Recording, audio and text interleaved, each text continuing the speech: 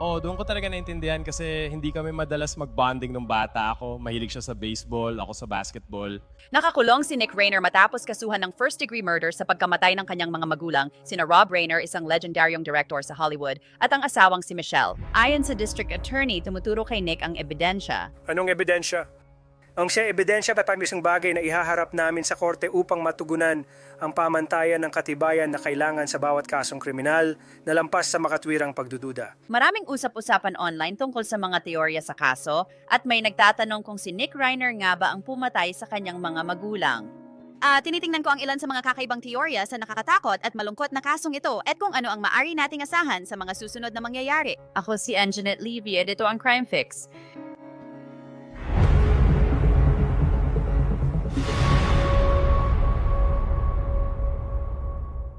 Nang nagsimulang kumalat ang balita sa Hollywood at sa internet na ang alamat na director at actor sa Hollywood na si Rob Reiner at ang kanyang asawang si Michelle ay pinatay sa kanilang mansion sa Brentwood, nagulat ang lahat, talagang nagulat. Hindi mo inaasahan marinig ang ganong balita sa linggo ng gabi o kahit kailan.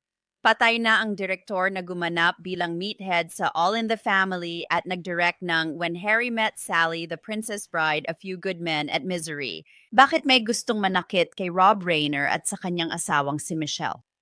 Nagkaroon ng usap-usapan online tungkol sa problemadong 32 anyos na anak ng mga Reiner na si Nick. 18 beses nang naipasok si Reiner sa rehab noong kabataan niya dahil sa pag-abuso sa droga at pakikipaglaban sa sakit sa pag-iisip. Siya at ang kanyang ama ay gumawa ng pelikulang Being Charlie tungkol sa pagsubok ni Nick sa pagka-addict noong 2015. Hindi naman ako nahiyang ilahad ang ilang masasamang nagawa ko. Dahil maraming tao ang gumagawa ng mga hindi kanais-nais na bagay kapag dumadaan sila sa ganong sitwasyon. Yung katotohanan na hinaharap namin, alam mo yon, yung mga pinagdaanan ni Nick at kung paano ako nakarelate doon at kung paano nakarelate ang nanay niya, napilitan akong mas malinaw na makita at mas malalim na maintindihan ang mga pinagdaanan ni Nick. May iba pang teorya at ideya tungkol sa pagpatay kina Rob at Michelle Reiner na lumitaw online. Pag-uusapan natin ang ilan sa mga mas kakaibang teorya na nakita kong tinatalakay, pati na rin ang mga mas diretsong teorya. Una, tingnan muna natin ang alam natin ngayon. Tumugon ang Los Angeles Fire Department sa mansyon ng mga Reiner sa Brentwood pasado 3:00 ng hapon noong linggo, Nobyembre 14 at sumunod na tumawag sa LA Police Department. Pagdating nila, natagpuan ng mga pulis ang dalawang bangkay sa loob ng bahay na kalaunan ay nakilalang sina Rob Reiner at Michelle Reiner. Parehong natagpuan ang mga biktima sa master bedroom ng bahay. Ayon sa ulat, dumalo si Nick Reiner sa Christmas party ni Conan O'Brien kasama ang kanyang mga magulang bago ang insidente. Nag-away daw sina Nick at Rob dahil iniisip ni Nick na hindi komportable ang mga bisita sa asal niya kaya nagtaasan ng boses ang mag-ama ayon sa ulat. Ayon sa National Broadcasting Company News, inistorbo ni Nick ang pribadong pag-uusap ni na komedyanteng Bill Hader at isa pang bisita. Sa video mula sa gasolinahan malapit sa bahay ng mga Reiner, makikitang naglalakad si Nick Reiner noong madaling araw ng linggo. Ayon sa TMZ, nag-check-in si Nick sa Pierside Hotel sa Santa Monica ng 4 a.m. Natagpuan ng housekeeping staff ang dugo sa shower ng kwarto ilang oras matapos ang umaga. 4 na milya ang layo ng hotel mula sa bahay ng mga Reiner. Bago siya maaresto noong linggo ng gabi, nakita si Nick Reiner na pumasok sa isang convenience store, pumunta sa cooler at naghahanap ng maiinom. Minsan parang kinakabahan siyang lumilinga. Inaresto siya ng LA Police Department malapit sa Universidad ng Southern California noong 15 ng gabi. Narito ako upang i-anunsyo na magsasampa ang aming opisina ng kaso laban kay Nick Reiner na inaakusahan sa pagpatay sa kanyang mga magulang sina Rob Reiner at Michelle Singer Reiner. Ang mga kasong ito ay 2 bilang ng first-degree murder na may special na circumstansya ng maramihang pagpatay. Nahaharap din siya sa paratang na mismong siya ang gumamit ng mapanganib na sandata, isang kutsilyo. Ang makasong may pinakamataas na parusa na habambuhay na pagkakakulong ng walang posibilidad ng parol o parusang kamatayan. Wala pang desisyon sa ngayon kaugnay sa parusang kamatayan. Isa sa mga special na paratang ay ang pagpatay gamit ang nakamamatay na sandata o kutsilyo. Tungkol naman sa kung saan at paano nahanap o mahahanap ang sandata, yan ay magiging ebidensya na aming ihaharap sa korte. Alam ni Los Angeles District Attorney Nathan Hochman ang laki at kasensitibo ng kaso. Isang kaso ng pagpatay dahil sa domestic violence na may kaugnayan sa droga at isyung mental na madalas nagiging paksa ng chismis at teorya ng sabwatan. Makakarinig kayo sa media ng mga chismis, haka-haka at sabi-sabi. Hinihiling ko na magtiwala lang sa mapagkakatiwalaang impormasyon.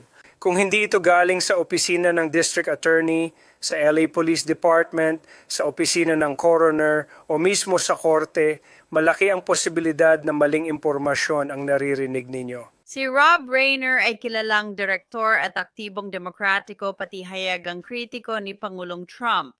May ilang internet forums na nagbanggit ng posibilidad na iyon bago maaresto si Nick Reiner at isang account ni Ryan Sheed ang nagpost noong Linggo ng gabi.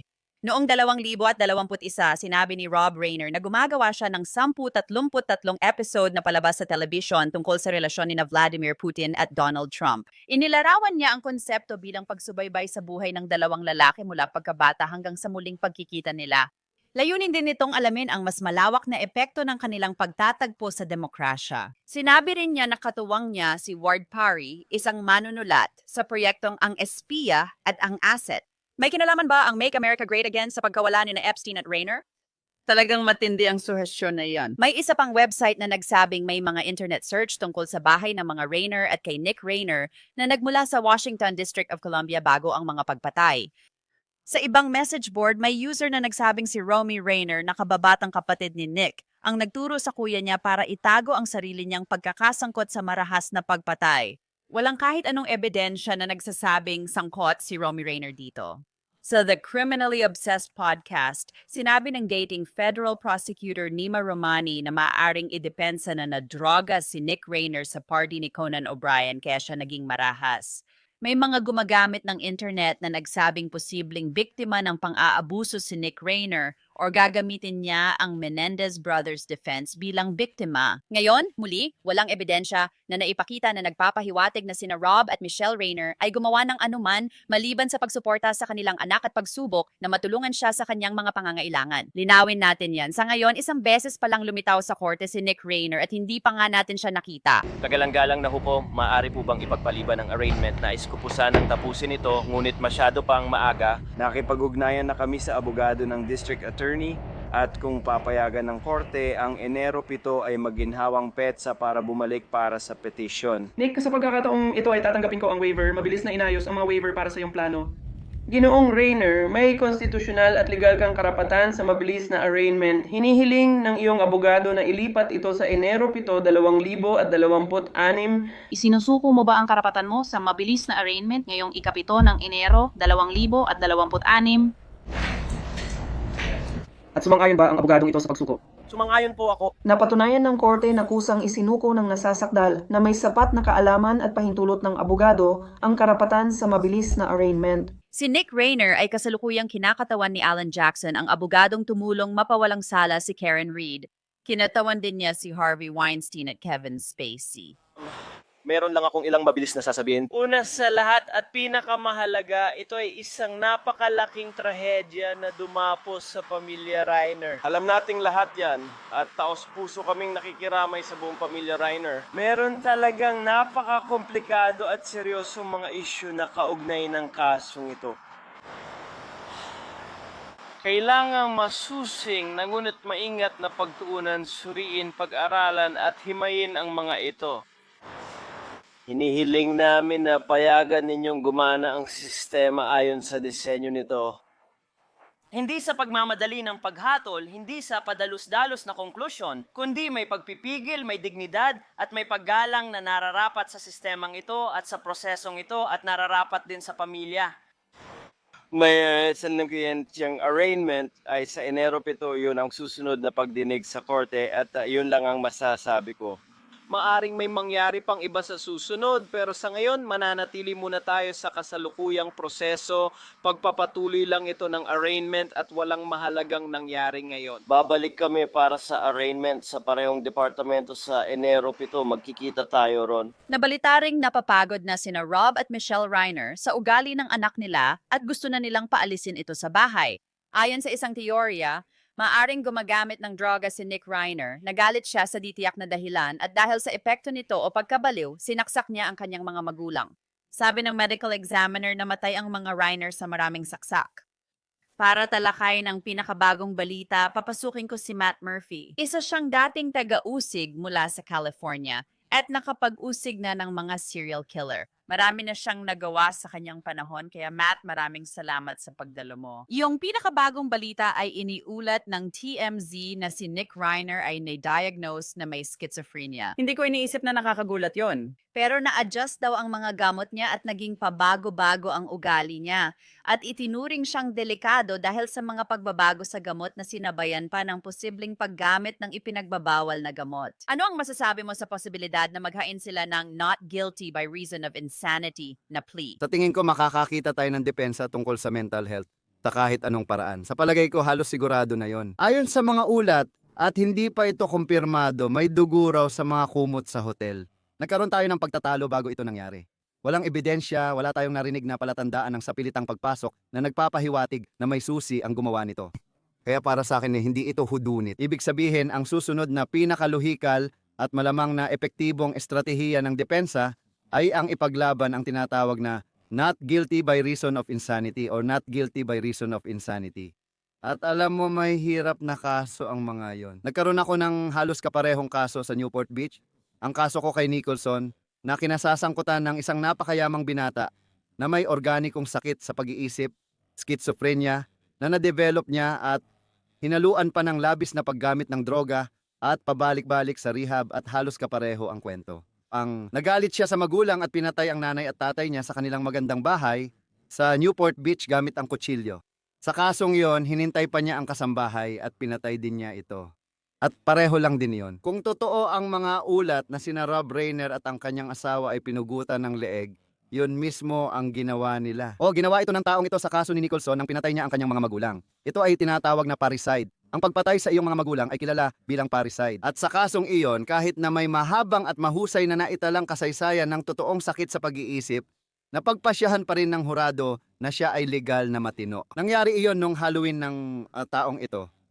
At ang kanyang sentensya ay sa tingin ko ay sa susunod na linggo na. Kaya sa California, ginagamit nila ang tinatawag na McNaughton Rule. At ang ibig sabihin nito, para magtagumpay ang depensa ng pagiging baliw o hindi matino, kailangan mong patunayan na hindi alam ng tao ang likas at kalidad ng kanilang mga ginawa.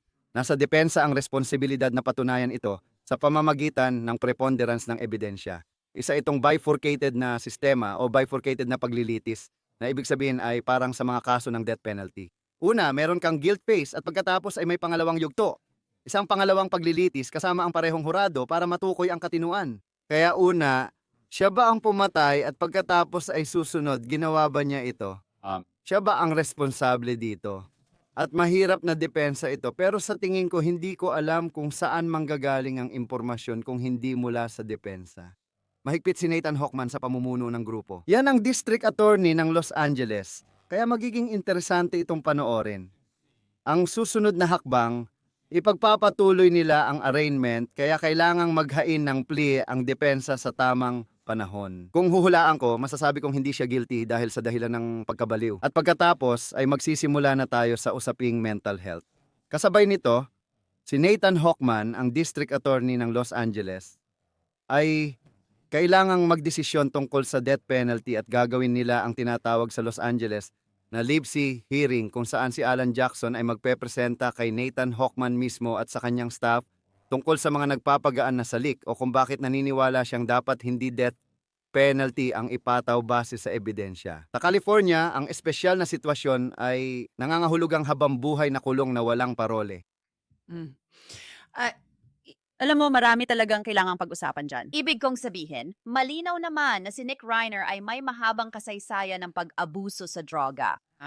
Ang pagkakaintindi ko, halimbawa, kung meron nga siyang sakit sa pag-iisip tulad ng schizophrenia at kamakailan lang siyang na-diagnose, kung gumagamit ka ng ipinagbabawal na droga, hindi mo pwedeng idahilan na nabaliw ka or may schizophrenia ka. Sabay kong ginagamit ang ipinagbabawal na droga at mga gamit ko sa pag-iisip. Kaya ako ay not guilty by reason of insanity. That doesn't Mali ang paggamit ng ipinagbabawal na droga, di ba? Oo, tingin ko yun ang gagawin nila. Tanong, gagana kaya ito? Yan talaga ang tanong na nagkakahalaga ng P20,000. Pero sa tingin ko, tinamaan mo talaga sa ulo ang pako. Sa tingin ko, yun mismo ang gagawin ng depensa. Sa palagay ko, papasok sila at sasabihin kombinasyon ng likas na sakit sa pag-iisip na hindi niya kasalanan.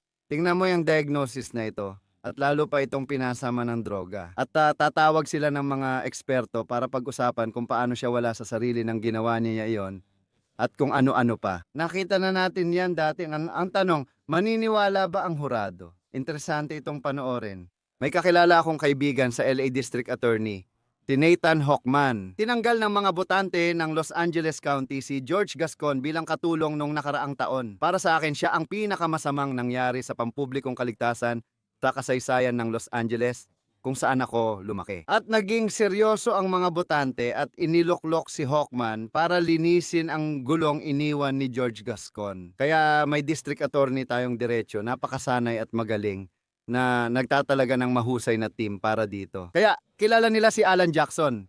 Si Alan Jackson, syempre, siya ay isang district attorney sa Los Angeles. Kilala siya ng lahat. Si Alan Jackson ay isang natatanging mahuhusay na trial lawyer. Matagal ko na siyang kilala at parehong panig ay may mahirap na trabaho sa kasong ito. Oo, sa tingin ko rin. Kamakailan lang nating nakita si Alan Jackson na matagumpay na kinatawan si Karen Reed. At malinaw naman na sa kasong iyon, ginamit nila ang frame-up. Alam mo, iyon ang pinakinabangan nila bilang depensa. Sinabi nilang na-frame siya at hindi lang ng isang tao.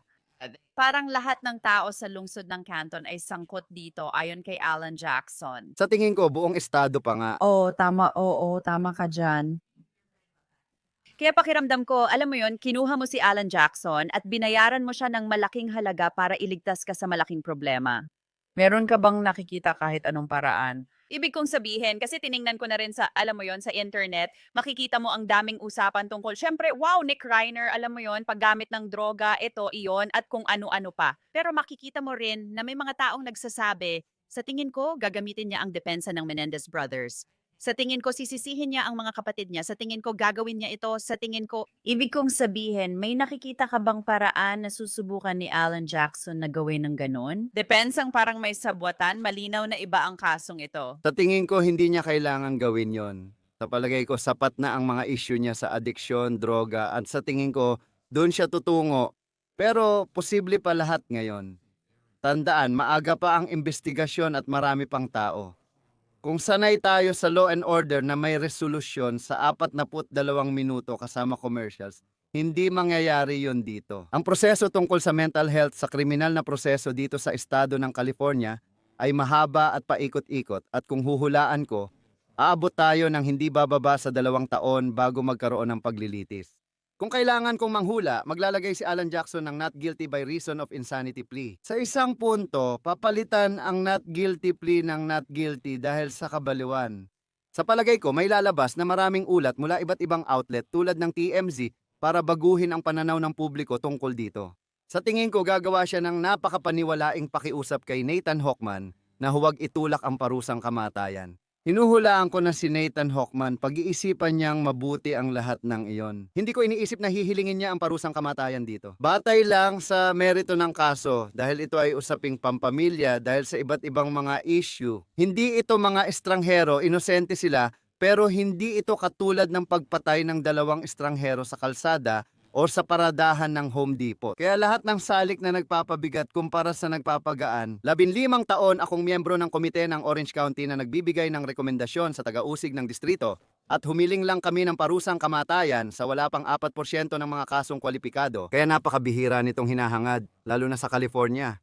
Sa California may moratorium. Hindi ko rin inaasahan na bibitayin siya, kaya tingin ko hindi ito hihilingin ni Nathan Hochman. Itutulak nila ang habambuhay na kulong na walang parol at haharap tayo sa labanan ng mga eksperto tungkol sa kalusugan ng pag-iisip ni Nick Reiner. Tingnan mo, magiging interesante itong panoorin dahil may magagaling na abogado sa magkabilang panig. Kilala ko ang hukom na naitalaga dito, mahusay na hukom.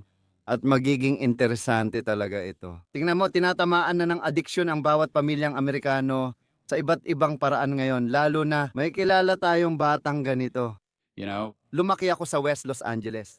Yung mga mayayamang bata na nalululong sa droga ay halos naging karaniwan na. Parang kwento na lang dahil sobrang dami. Kaya magiging interesante talaga kung ano ang iisipin ng hurado tungkol sa lahat ng ito. Pero sa tingin ko magkakaroon tayo ng magaling na hukom at magagaling na abogado sa magkabilang panig. Magiging kapanapanabik itong kaso na panoorin, ngunit tatagal ito ng kaunti.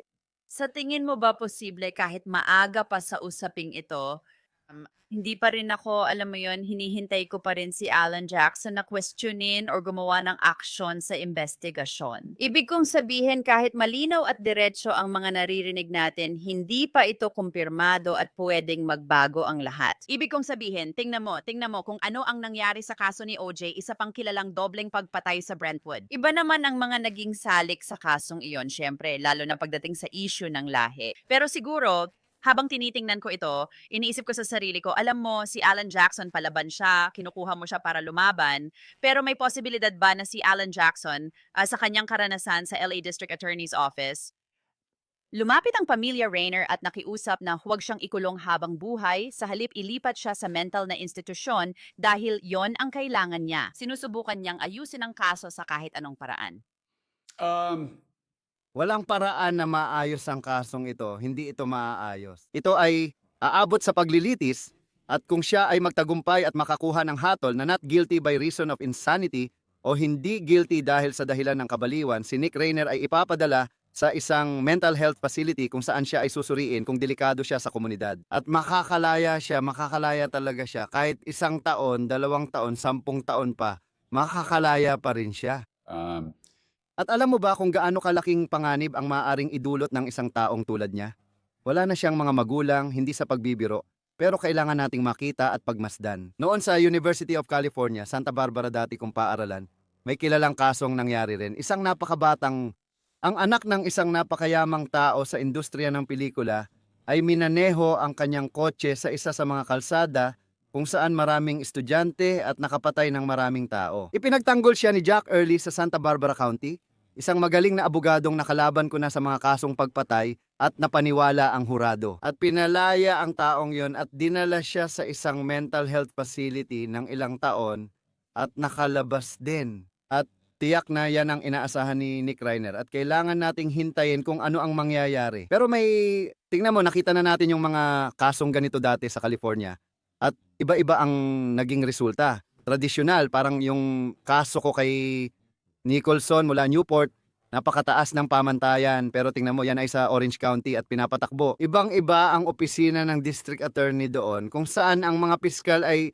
iba ang grupo ng hurado, iba ang filosofiya sa paglilitis. Sa tingin ko, magaling si Nathan Hockman kaya susubaybayan ko siya para makita ang performance ng kanyang team. Alam nila ang ginagawa nila. Veteranong piskal na kilala si Alan Jackson. Kilala ng hukom si Alan Jackson. Kilala na siya sa kanila. Alam nila ang aasahan at makikita natin kung saan ito pupunta. O sige, lahat tayo ay magmamasid. Sobrang lungkot at nakakakilabot ang kasong ito. Matt, maraming salamat sa pagsama sa akin. Kahit kailan. Kaya muli si Nick Rainer ay nananatiling nakakulong sa Los Angeles County Jail. Babalik siya sa korte sa ika-7 ng Enero. Kaya manatiling nakatutok. Yan ang episode ng Crime Fix. Ako si Anjanette Levy. Salamat sa pagsama. Magkita tayo ulit dito sa susunod.